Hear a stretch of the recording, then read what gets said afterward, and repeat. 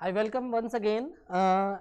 जो हमारा एक उद्देश्य है, जो हमारा एक रिवोल्यूशनरी स्टेप्स है, खासकर बच्चों की सफलता को निश्चित करने के लिए, और उसके लिए मैं बड़े दिल से और तहे दिल से धन्यवाद देना चाहूँगा अपनी मैक्स मार्क्स की टीम को एंड विद्या प्रकाशन मंदिर private limited, those who just prepare a team of expert that just providing the solution of all the question of the students। जितने भी विद्यार्थी हैं, 10th और 12th के बच्चे हैं, बोर्ड एग्जाम्स देने जा रहे हैं, physics, chemistry, biology, mathematics, social science, English, Hindi, कोई भी सब्जेक्ट हो, उसका सॉल्यूशन आपको यहाँ मिलेगा। उसी सॉल्यूशन के साथ I am educator of social science KB Singh. मैं बार बार अपना इंट्रोडक्शन देता हूँ आपको, ताकि आप याद रखें, और याद रखने के साथ साथ आप अपनी क्वेरीज भी हमें समय समय में भेज सकते हैं। We are going to start the very important book, this is that economics. हम लोग इकोनॉमिक्स की बात कर रहे हैं आज से, और first of all we are going to take the chapter, this is money and credit. ये मनी एंड क्रेडिट की अगर हम बात करें तो ये एक इंपॉर्टेंट चैप्टर है, और बहुत इंपॉर्टेंट क्वेश्चंस इस चैप्टर से आने की पूरी संभावना है। चैप्टर कोई नया नहीं है, कोई टिपिकल टर्मिनोलॉजी नहीं है। आप अपने आम जीवन में जो चीजें यूज करते हैं, पैसा यूज करते हैं, मनी कैसे यूज करते हैं, क्रेडिट कैसे होता है, डेबिट कैसे होता है, चेक क्या होता है मॉडर्न फॉर्म ऑफ मनी क्या क्या है, और पुराने समय में हमारे जो पूर्वज थे वो किस प्रकार की करेंसी को यूज करते थे, कुछ इस प्रकार का डिस्कशन इस चैप्टर में हम लोगों को देखने को मिलेगा। तो चलिए शुरू करते हैं कि what the basic things are given in this chapter money and credit. Chapter के क्वेश्चन आंसर को डिस्कस करने से पहले, जैसे कि मेरा आपसे प्रॉमिस है कि इस चैप्टर की जो समरी है हम डिटेल में डिस्कस करेंगे, so that all the point can be clear, सारे के सारे पॉइंट आपके क्लियर हो जाएं and you are able to give the answer of any question if the question come in this chapter in your board examination. अगर board examination में आता है तो आप आराम से इनके क्वेश्चंस को डिस्कस कर सकते हैं। फर्स्ट ऑफ ऑल हम बात करेंगे मनी। मनी का मतलब पैसा क्या है। अगर हम पैसे की बात करें, पैसा है क्या, मनी है क्या, इसका क्या इस्तेमाल होता है। जर्नल भाषा में कुछ करेंसी होती है, कुछ नोट होते हैं जो सरकार के द्वारा ऑथराइज्ड होते हैं, सरकार के द्वारा ऑथराइज्ड होते हैं, और उस नोट का प्रयोग आप चीजों को लेने और देने के लिए माध्यम में करते हैं। इसलिए जर्नल भाषा में जब हम लोग मनी की बात करते हैं तो basically money act as an intermediate in the exchange process, it is called medium of exchange. ये हमारा मीडियम ऑफ एक्सचेंज है। Medium of exchange means suppose that I have 100 rupees note and I want to purchase rice from the shopkeeper, तो मैं उसको 100 rupees दूंगा और वो बदले में मुझे राइस देगा। Means currency always use to just exchange the things, और एक्सचेंज करने के लिए तमाम तरीके की चीजें हमारे पास होती हैं। In the many of our day to day transaction, goods and being bought and sold with the use of money, किसी चीज को लेना है, खरीदना है, बेचना है, एक्सचेंज करना है, इन सब के लिए हम पैसे का इस्तेमाल करते हैं। मेरे हाथ में पॉइंटर है, इस पॉइंटर की अगर मुझे आवश्यकता है तो पॉइंटर को खरीदने के लिए मुझे पैसा देना पड़ेगा। ये माइक मेरे कॉलर पे लगा हुआ है, इस माइक को परचेज करने के लिए मुझे पैसे की आवश्यकता, और पैसे के आधार पर मैं इसको ले पाऊंगा। तो हमारी डे टू डे लाइफ की जो नीड्स होती है, जो रिक्वायरमेंट होती है, उसको पूरा करने में मनी का अपना एक इंपॉर्टेंट योगदान होता है। The few things I also mention here, जैसे कि आपका ये है, the reason as to why transaction are made in money is that a person holding money can easily exchange it for commodity और service that he or she wants. Basically what the service we want और what the service we want to exchange, उसको करने में जो पैसा होता है, जो करेंसी होती है, उसका अपने आप में बहुत बड़ा योगदान होता है। तो ये जर्नल डिस्कशन है मनी का। अगर हम इसको देखें, इसको समझने से पहले थोड़ा सा हम दो तरीके की डिस्कशन करेंगे। सबसे पहले हम बात करते हैं older form of money. Older form of money, अगर हम ओल्डर फॉर्म ऑफ मनी की बात करें, ओल्डर फॉर्म ऑफ मनी यानी कि पुराने समय में किस किस प्रकार की करेंसी चलती थी, तो ज्यादातर राजा महाराजाएं एक तो गोल्डन कॉइन यूज करते थे, golden coin, silver coin, basically इनका इस्तेमाल होता था। आपने देखा होगा ना, किसी राजा के दरबार में अगर आपने कोई अच्छा काम कर दिया तो सोने की 100 असरफियां इसको मुफ्त दे दी जाएं, सोने की 50 असरफियां इसको दे दी जाएं, तो गोल्ड कॉइन्स और सिल्वर कॉइन का इस्तेमाल होता था। बट आज के समय में ये समय खत्म हो चुका है। अब हम बात कर रहे हैं मॉडर्न फॉर्म ऑफ मनी। अगर हम मॉडर्न फॉर्म ऑफ मनी की बात करें, ये यहां से क्वेश्चन आ सकता है बच्चों, what is the older form of money and what is the modern form of money. तो older modern form of money में हम लोग पेपर नोट जो सरकार द्वारा ऑथराइज्ड होते हैं, पेपर नोट हैं, इसके अलावा चेक हैं, इसके अलावा बहुत सारे ट्रांजैक्शन होते हैं। आजकल तो इतना एडवांस हो चुका है कि हम गूगल पे कर सकते हैं, पेटीएम कर सकते हैं, पे फोन कर सकते हैं, बिना करेंसी का इस्तेमाल किए भी हम लोग फोन के माध्यम से इसको कर सकते हैं। तो about the gold older form of money और मॉडर्न फॉर्म ऑफ मनी, इसमें से आपके तमाम क्वेश्चन आने की पूरी संभावना है। सो ये सारी चीजें हम लोग मनी के माध्यम से करते हैं। अच्छा, एक समय वो भी था कि लोगों के पास पैसे नहीं थे, लोगों के पास पैसे नहीं थे, उनके पास कुछ सामान होता था। तो यहां पर ये जो डबल कोइंसिडेंस ऑफ बॉन्ड्स है, इसको अभी 1 मिनट के लिए आप भूल जाइएगा। एक सिस्टम होता था जिसको हम कहते हैं बार्टर सिस्टम। बार्टर सिस्टम, मान के चलिएगा I belong to a farmer family, में किसी किसान परिवार से संबंध रखता हूं और मेरे खेतों में काफी बड़ी मात्रा में चावल हुए हैं, बट मेरे पास करेंसी नहीं है। सो अगर मैं चावल को किसी दुकान पे बेचता हूं और उसके बदले में मैं 10 किलो शुगर लेता हूं, 10 किलो चीनी लेता हूं, तो ये बार्टर सिस्टम होता है। Means when the commodities are exchange without use of money is called barter system. यानी कि बिना करेंसी का इस्तेमाल किए हुए जब हम चीजों का लेन देन करते हैं, वो हमारा बार्टर सिस्टम होता है। बार्टर सिस्टम पुराने समय में चलता था, हालांकि आज भी कुछ रिमोट एरियाज में, भारत के कुछ पिछड़े हुए क्षेत्रों में, कुछ गांवों में आज भी बार्टर सिस्टम है। आप पश्चिमी उत्तर प्रदेश के कुछ गांवों में देखिएगा, वहां गेहूं का उत्पादन बहुत अच्छी मात्रा में होता है, आलू का उत्पादन बहुत अच्छी मात्रा में होता है। अगर मेरे खेतों में काफी बड़ी मात्रा में आलू हुए हैं और मैं आलू को बेच करके चीनी लेना चाहूं, चावल लेना चाहूं, तो मैं आराम से ले सकता हूं। आज भी पुराने शॉपकीपर्स ऐसे हैं जो बार्टर सिस्टम को फॉलो करते हैं। तो भारत में ये चीजें अभी भी हैं, इसको हम नकार नहीं सकते हैं। So without use of currency, if the things are exchange, if the commodities are exchange, this is called barter system. इसको बार्टर सिस्टम कहते हैं। इसी के तहत एक दूसरा होता है double coincidence of wants. Double coincidence of wants भी कुछ इसी प्रकार से है। इसमें भी हम लोग पैसे का प्रयोग नहीं करते हैं। Suppose that my name is KB Singh and I have shoes and one of my friend that his name is Manoj, he have chocolate, but actually I want chocolate and Manoj wants shoes, and if we both the people are agree to exchange their commodities and we exchange, this is called double coincidence of bonds। बिना पैसे का प्रयोग किए हुए अगर सामने से दो व्यक्ति जिनके पास अलग अलग वस्तुएं हैं और वो आपस में एक्सचेंज करना चाहते हैं, क्यों? क्योंकि मुझे चॉकलेट की आवश्यकता है और मेरा जो दोस्त है मनोज, उसको शूज की आवश्यकता है, और दोनों ही पार्टी आर एग्रीड हो जाती हैं, तैयार हो जाती हैं अपनी कमोडिटीज को एक्सचेंज करने में। So this is known as double coincidence of wants. ये डबल कोइंसिडेंस ऑफ बॉन्ड्स में माना जाता है। तो यहां पर भी ये क्वेश्चन आने की पूरी संभावना है।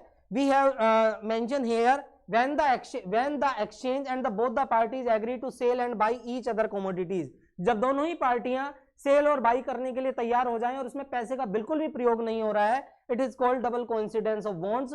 in the barter system double coincidence of bonds is an essential features। ये जो बार्टर सिस्टम होता है ये ही इसी की एक एसेंशियल फीचर्स है, बार्टर सिस्टम की ही ये एसेंशियल फीचर्स है जिसको डबल कोइंसिडेंस ऑफ बॉन्ड्स कहते हैं।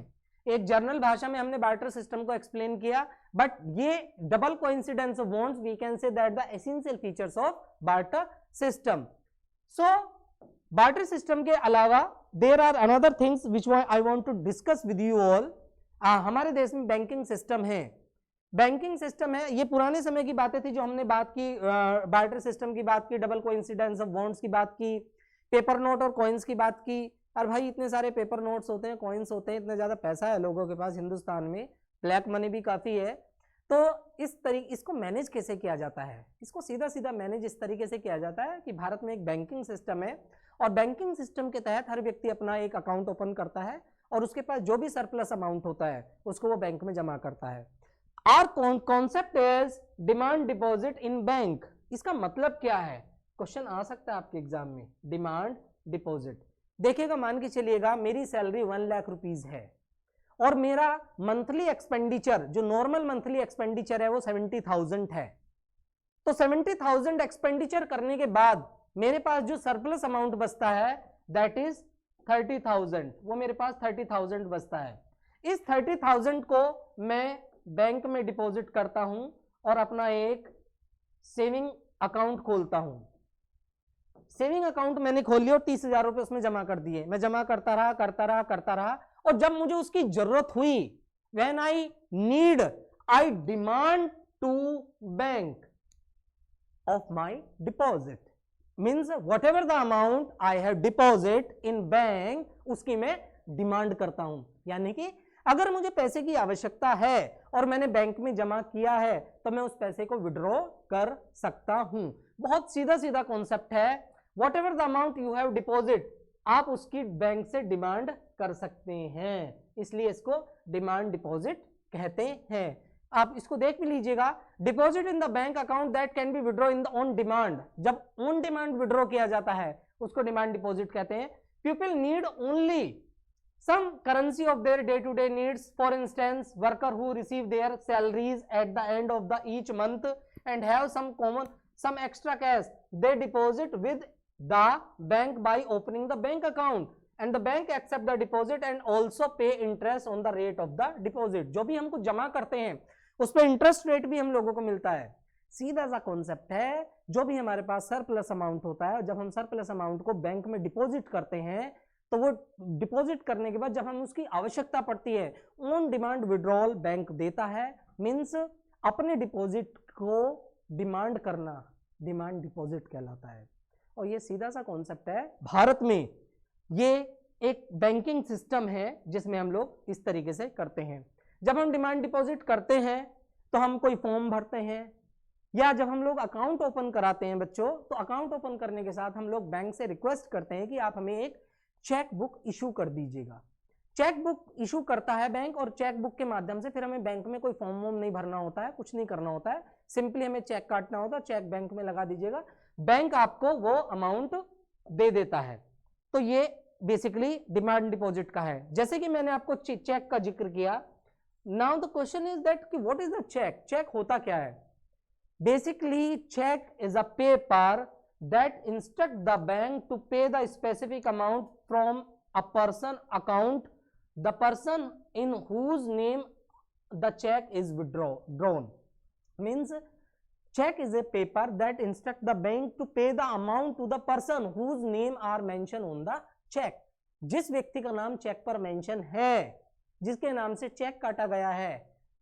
चेक का मतलब ये होता है कि चेक बैंक को ये इंस्ट्रक्ट करता है कि आप इस व्यक्ति को इतना अमाउंट दे दीजिएगा जितना अमाउंट उसमें भरा जाता है। तो पेपर नोट, कॉइन्स, करेंसी, ये हमारा मनी एंड क्रेडिट का एक कॉन्सेप्ट है।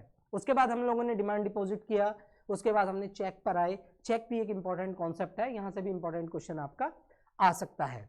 Now the question is that there are so many banks are there, Punjab National Bank, Canara Bank, Syndicate Bank, इसके अलावा Allahabad Bank, Indian Bank, there are so many banks are there in India. Now the question is that who is autonomous body, those who control these banking system. इन banking system को control कौन करता है, इनको supervise कौन करता है, इनके फंक्शनिंग को चेक कैसे करता है, और किस तरीके से पूरा का पूरा बिजनेस सेटअप होता है। तो उसके लिए हमारी एक सिस्टम है जिसको हम कहते हैं रिजर्व बैंक ऑफ इंडिया। ये भारत का, it is a central bank of India, ये भारत का सेंट्रल बैंक है। ये क्वेश्चन आपका यहां से आ सकता है। Which control the monetary of policy of the country. Reserve Bank of India supervise and the activities of formal sector and keep the track of the activities, but there is no one supervise of the functioning of the informal sector। ये informal sector हम बाद में बात करेंगे। देखिएगा, दो तरीके के सेक्टर्स होते हैं। पहला सेक्टर होता है आपका, यहां पे भी आपका क्वेश्चन आ सकता है, एक होता है आपका फॉर्मल सेक्टर। फॉर्मल सेक्टर, जब हम फॉर्मल सेक्टर की बात करते हैं तो फॉर्मल सेक्टर में आते हैं आपके बैंक, पोस्ट ऑफिस, इसके अलावा LIC और बाकी जो प्राइवेट बैंक है, सारे के सारे जो बैंक हैं वो फॉर्मल सेक्टर में आते हैं। और ये सारे के सारे जो बैंक्स होते हैं इनका जो सुपरवाइज करता है वो रिजर्व बैंक ऑफ इंडिया करता है, और रिजर्व बैंक ऑफ इंडिया एक सेंट्रल बैंक है भारत का। Means to check the functioning of the banks, this is the responsibility of the Reserve Bank of India, and all these comes in the formal sector. और अगर हम इनसे loan लेते हैं तो इनका interest rate, proper documentation, collateral, वो सारी चीजें एक सिस्टम के तहत होती हैं। इसके अलावा एक होता है हमारा इनफॉर्मल सेक्टर। अगर हम इनफॉर्मल सेक्टर की बात करें, जब हम में से कोई व्यक्ति लोन अपने फ्रेंड से लेता है, फ्रेंड्स के अलावा रिलेटिव से लेता है, रिलेटिव्स के अलावा मनी लेंडर्स होते हैं कुछ जो ग्रामीण क्षेत्रों में होते हैं, मनी लेंडर्स हैं, या साहूकार है, उससे अगर हम पैसा लेते हैं तो वो सारा इनफॉर्मल सोर्सेज ऑफ क्रेडिट होता है, इनफॉर्मल सेक्टर लोन होता है, जिसकी रेट ऑफ इंटरेस्ट ज़्यादा होती है, कोई डॉक्यूमेंटेशन नहीं होता और किसी भी तरीके की उनकी फंक्शनिंग को कोई सुपरवाइज करने वाला नहीं है। इसलिए यहाँ पर एक पॉइंट आया है कि no supervise to functioning of the informal sector. So one is that formal sector, second is informal sector. ये आपका डिफरेंशिएट भी आपसे पूछा जा सकता है, what is the differentiate between the formal sector loan and informal sector loan. तो ये सारी चीजें होती हैं, तो आरबीआई की रिस्पॉन्सिबिलिटी होती है, रिजर्व बैंक ऑफ इंडिया की रिस्पॉन्सिबिलिटी होती है फॉर्मल सेक्टर की सभी चीजों को चेक करना, कैरी करना। अब मान के चलिए मेरा जैसा एक आम इंसान है और मेरे को बैंक से लोन लेने की आवश्यकता है, और बैंक में मैं मान के चलिए शिक्षित नहीं हूँ, और शिक्षित होने के साथ साथ मेरे पास पूरे डॉक्यूमेंट्स भी नहीं है, प्रॉपर डॉक्यूमेंटेशन भी नहीं है, तो अगर मैं बैंक में जाता हूँ तो बैंक में मैं बैंक की जो रिक्वायरमेंट है उसको पूरा नहीं कर पाता। इसलिए हम जैसे लोग फॉर्मल सेक्टर यानी कि बैंक, पोस्ट ऑफिस, एलआईसी से लोन लेने से बचते हैं। अगर मैं इनफॉर्मल सेक्टर की बात करूं, वहां पे मेरे फ्रेंड्स होते हैं, रिलेटिव्स होते हैं, दोस्त होते हैं, मनी लेंडर्स होते हैं, वहां पर किसी प्रकार के पेपर डॉक्यूमेंट्स की जरूरत नहीं होती है, रिक्वायरमेंट नहीं होती है और आसानी से लोन मिल जाता है। फर्क सिर्फ इतना है कि वहां का जो इंटरेस्ट रेट होता है वो बहुत ज्यादा हाई होता है और यहाँ का इंटरेस्ट रेट एक सिस्टमेटिक तरीके से होता है। तो जब हम लोग बैंक में लोन लेने के लिए जाते हैं, क्या चीजें होती हैं, क्या पेपर रिक्वायरमेंट होती है, उसको हम बेसिकली एक टर्म में डिवाइड करते हैं जिसको हम कहते हैं कोलेक्ट्रेरल। अब कोलेक्ट्रेरल है क्या? Collateral is an asset that the borrower own such as land, building, vehicles, livestock, deposit with bank. अगर कोई व्यक्ति बैंक से लोन लेता है और लोन लेने के लिए उसको मान के चलो 1 करोड़ रुपए का लोन लेना है, तो एज ए गारंटी बैंक में कुछ उसको डिपॉजिट करना होता है, चाहे वो उसकी लैंड हो सकती है, बिल्डिंग हो सकती है, व्हीकल्स हो सकता है, लाइव स्टॉक हो सकते हैं, बैंक में करना होता है। Basically this is a guarantee to a lender until the loan is repaid, यानी कि जब तक लोन रीपेड नहीं होता वो उसकी गारंटी के तौर पर बैंक में पूरी तरीके से सुरक्षित रखा जाता है। एंड प्रॉपर्टी, कुल मिला के ये हुआ कि कोलेक्ट्रेरल की रिक्वायरमेंट होती है अगर आप बैंक से लोन लेते हैं, और एक व्यक्ति को, एक आम व्यक्ति को बैंक से लोन लेते समय एज ए गारंटी के तौर पे कुछ ना कुछ प्रोड्यूस करना होता है। बात करते हैं कि जो आपका हम बैंक से लोन लेते हैं, लोन में किस तरीके की रिक्वायरमेंट होती हैं, टर्म्स ऑफ क्रेडिट किस प्रकार से होता है, इंटरेस्ट रेट क्या होता है, वो तमाम सारी चीजें, पूरी की पूरी फंक्शनिंग को हमने 2 शब्दों में इंक्लूड किया है, टर्म्स ऑफ क्रेडिट इसको बोलते हैं। जब टर्म्स ऑफ क्रेडिट की बात करते हैं तो इसमें जो भी हम बैंक से लोन ले रहे हैं उसका इंटरेस्ट रेट क्या होगा, कोलेक्ट्रेरल क्या होगा, डॉक्यूमेंटेशन रिक्वायरमेंट क्या है और मोड ऑफ रीपेमेंट क्या है। ऑल दीज थिंग्स जब सबको टुगेदर कर देते हैं इसको हम टर्म्स ऑफ क्रेडिट कहते हैं। टर्म्स ऑफ क्रेडिट का मतलब है अगर हमने बैंक से लोन लिया है किस तरीके से रीपे करेंगे, इंटरेस्ट रेट क्या होगा, इंटरेस्ट रेट के साथ साथ इसमें जो है कौन कौन से डॉक्यूमेंटेशंस लगेंगे और कोलेक्ट्रेरल के तौर पर क्या क्या चीजें हमें बैंक में एज ए एसेट जमा करनी होगी। All these thing comprises the terms of credit. ये टर्म्स ऑफ क्रेडिट में आता है। ये वही चीजें जो अभी हम लोग बात कर रहे थे, फॉर्मल सेक्टर और इनफॉर्मल सेक्टर। बेसिकली बैंक हो गए, कोऑपरेटिव सोसाइटीज होगी, RBI supervise the functioning of the formal sector. और फॉर्मल सेक्टर का जो ये होता है, ये तमाम चीजों को सुपरवाइज करने की responsibility reserve Bank of India के पास होती है। इसके अलावा दूसरा है आपका इनफॉर्मल सेक्टर, जो मैंने अभी बताया आपको, चाहे वो मनी लेंडर हो, ट्रेडर से हम लोन लेते हैं, एम्प्लॉयर से लोन लेते हैं, रिलेटिव से और फ्रेंड से लेते हैं। And there is no one to supervise their credit activities. जो इनफॉर्मल सेक्टर होता है, इनफॉर्मल सेक्टर की जो क्रेडिट एक्टिविटीज है उनको सुपरवाइज करने के लिए कोई स्वायत्त एजेंसी, कोई स्वतंत्र एजेंसी नहीं है, और इनका जो इंटरेस्ट रेट होता है वो भी थोड़ा सा ज्यादा होता है। They can charge whatever rate of interest there is no one to stop them from using unfair means to get their money back. यानी कि जो भी हम लोग पैसा लेते हैं वो क्या इंटरेस्ट रेट लेते हैं, क्या नहीं करते हैं। कई बार ऐसा भी होता है कि हमने किसी से 10 करोड़ का या 2 लाख का लोन लिया और बदले में उसको ज़मीन अपनी दे दी एज ए एसेट। अगर हम उसको रीपे नहीं कर पाते हैं तो वो ज़मीन हमें वापस नहीं मिलती है।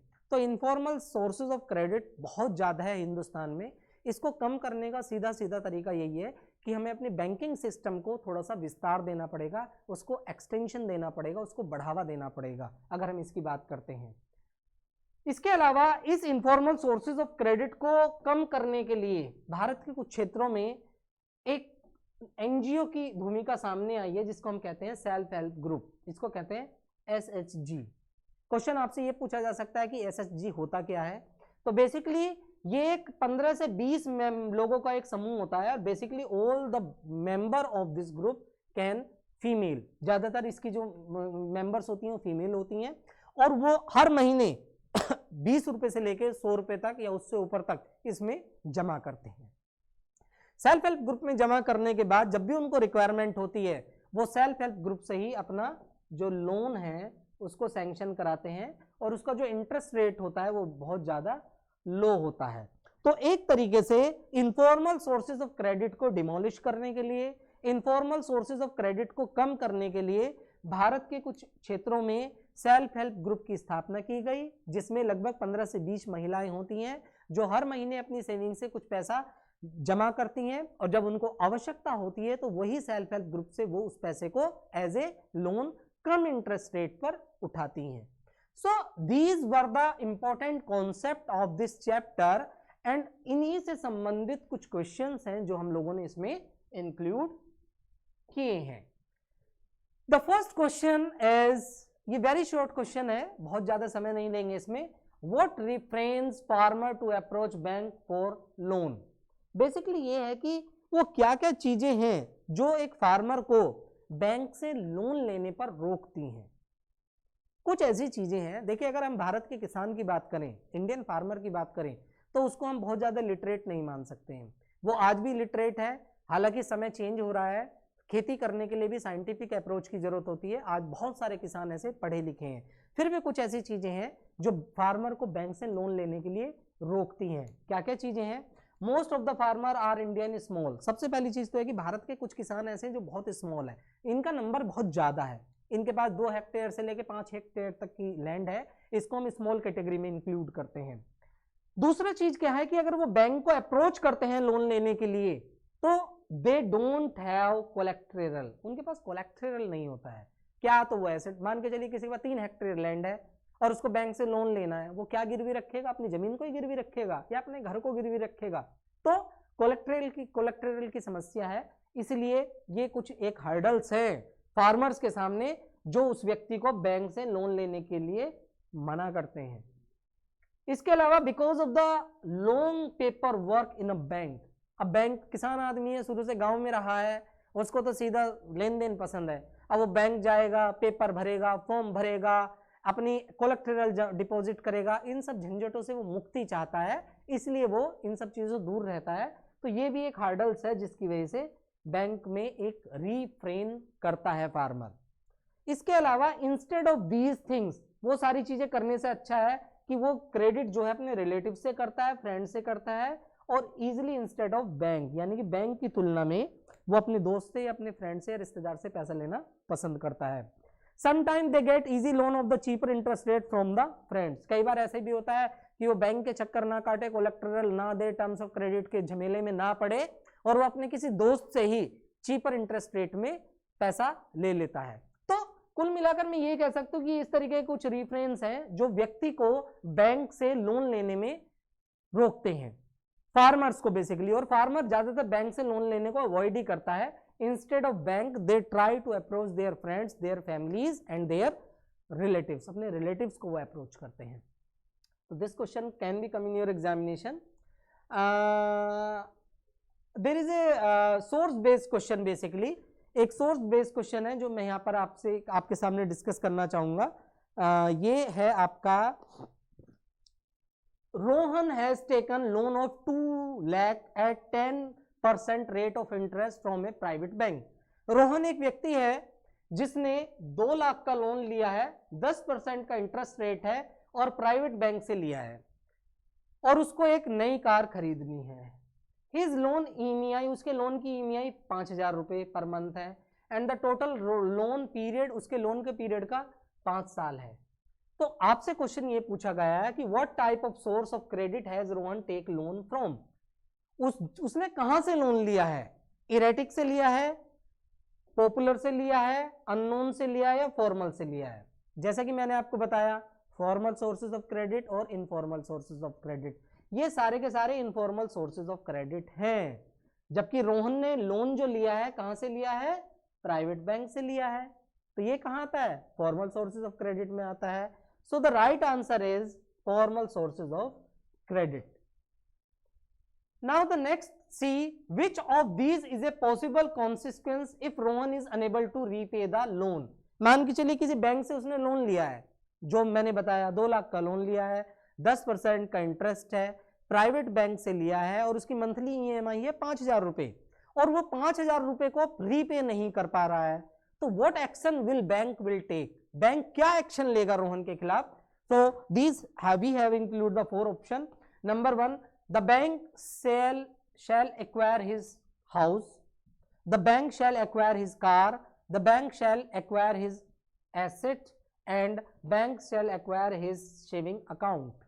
तो बेसिकली ज्यादातर मामलों में देखा गया है कि जो भी चीजें हम लोगों ने एज ए लोन के रूप में लिए हैं, बैंक उसी को ही एक्वायर करता है, तो उसकी जो कार होगी वो बैंक के द्वारा जब्त कर दी जाएगी। ये हमारा एक राइट आंसर है। Now the third is in this paragraph, which of these is mandatory to apply for secured loan from the bank। Bank से अगर आपको लोन लेना है तो इन चारों ऑप्शन में से क्या क्या चीजें हमें करनी पड़ती हैं। तो सेविंग अकाउंट है, कोलेक्ट्रेरल है, sound relation with bank and employees, knowledge about RBI. अगर आपको नॉलेज है और आप कोलेक्ट्रेरल नहीं करते हैं तो आप कुछ नहीं कर पाएंगे, ठीक है ना। इसके अलावा मान के चलिए sound relation with bank employees, आपके बैंक के लोगों के साथ अच्छे रिलेशन है और कोलेक्ट्रेरल नहीं है तो भी लोन नहीं मिल पाएगा। आपको आरबीआई की नॉलेज है लेकिन कोलेक्ट्रेरल नहीं है तो भी लोन नहीं मिल पाएगा। तो इन बैंक से लोन लेने के लिए जो सबसे मैंडेटरी चीज है आपके लिए वो आपका होता है कोलेक्ट्रेरल। इज ए गारंटी के तौर पर आपको बैंक में कुछ ना कुछ रखना होता है, जो आपका ये मेन ऑप्शन है। Next one, interest rate, collateral, documents. जैसे कि मैंने आपको बताया था जब टर्म्स ऑफ क्रेडिट पढ़ाया था, क्या जो इंटरेस्ट रेट होता है, कोलेक्ट्रेरल क्या होगा, डॉक्यूमेंटेशन क्या होगा, रिक्वायरमेंट क्या है and the mode of payment क्या होगा, इन सबको मिला करके हमारा एक टर्म बनता है जिसको हम कहते हैं terms of credit. So the right answer is terms of credit. ये टर्म्स ऑफ क्रेडिट एक हमारा राइट आंसर है। सो इस तरीके के क्वेश्चन आपके एग्जाम में आने की पूरी संभावना है। आपको ये देखना है कि किस तरीके से हमें इसको करना है। We have include also the some important question, कुछ और important question है जो हमने इसमें include किए हैं, जैसे कि give 2 example to show how money is easily exchanged from goods and service। 2 example हम लोगों को देने हैं कि किस तरीके से money easily exchange goods and service को करती है। बहुत सारे पॉइंट हम लोगों ने इसमें इंक्लूड किए हैं। देखिएगा क्वेश्चन क्या है, give 2 example show how money be easily exchange from goods and service. देखिएगा most of the time in India money is use as a medium of exchange. Bharat में आज भी मनी को मीडियम ऑफ एक्सचेंज माना जाता है and with the help of money we can exchange our goods and services. हम अपनी goods and services को एक्सचेंज कर सकते हैं। Suppose that anything you required from the market and you have money, you will simply repay, you will simply pay the amount and you will get the things। आप पैसा देंगे, पैसे के बदले में आपको वो चीजें मिल जाएंगी। For example, money act easier to exchange the goods and service। A person holding money can easily exchange it for the commodity or service that he or she wants, might want। Everyone prefer to receive payment in money and exchange the money for the things they want। For example, shopkeeper, shoemaker wants to sell shoe in the market and buy wheat। ये भी कर सकते हैं। Without use of money भी हम करते हैं, पैसे का इस्तेमाल भी हम लोग करते हैं। मीन्स एक तरीके से 2 example how money be easily exchange for goods and service. Goods and service के माध्यम से किस तरीके से मनी इजिली एक्सचेंज हो जाती है, तमाम तरीके के एग्जाम्पल्स पूरी की पूरी चैप्टर में आपको बताए गए हैं, समरी में एक्सप्लेन किए गए हैं। आप अगर लेक्चर को रिवाइंड करके पूरा सुनेंगे तो आपको इसका आंसर पूरी अच्छी से समझ में आएगा, जिसमें कि हमने एक बार्टर सिस्टम है, बार्टर सिस्टम की एक इंपॉर्टेंट फीचर्स है डबल कोइंसिडेंस ऑफ बॉन्ड्स, उसके बारे में बताया है। तो वहां से आपको ये पूरा क्लियर होगा। बेसिकली हम कह सकते हैं कि money be easily exchange for goods and service, easily हम इसको एक्सचेंज कर सकते हैं। Now there is a another question, हम लोगों को डिस्कस करना है कि जो रिलेशन होते हैं बैंक के और लोगों के, वो किस प्रकार से होते हैं। इनको हमें डिस्कस करना है कि अगर हम बात करें what are the relation of the banks and we. हमारा बैंक अकाउंट होता है, हम समय समय पर बैंक में पैसा जमा करते हैं, समय समय पे वहां से विड्रॉ करते हैं और बाकी अन्य बैंकिंग सर्विसेज का हम लोग बेनिफिट लेते हैं। तो तमाम चीजें हैं जो इसमें हमने इंक्लूड की हैं। The relationship between banker and the customer one is the most mutual relation in the world. Both them can't thrive without each other. एक दूसरे के बिना दोनों नहीं रह सकते हैं। अगर कस्टमर सुस्त पड़ गया तो बैंक ठप पड़ जाएगा, और बैंक ठप हो गया तो उसके पास कस्टमर जाना बंद हो जाएगा। इस तरीके का रिलेशन है हमारा। दूसरा, regular customer like you and me, brokers, one second party bank etc. in India, bank give a big contribution in making our economy thrive. देश की इकोनॉमी को अप करने में, देश की इकोनॉमी को बूस्ट करने में जो बैंकिंग सिस्टम है उसका एक बहुत बड़ा योगदान होता है। तो अगर हम अपने रिलेशन की बात करें बैंक के साथ, तो there are lots of services which we have enjoyed from the bank and we also provide many things to the bank. और इसी रिलेशन के आधार पर जो हमारी इकोनॉमी है वो एक तरीके से अप करती है, थ्राइव करती है। इसके अलावा हम ये कह सकते हैं कि एक व्हील्स ऑफ द सोसाइटी हैं दोनों। इसके अलावा कुछ ऐसे जर्नल रिलेशनशिप होते हैं।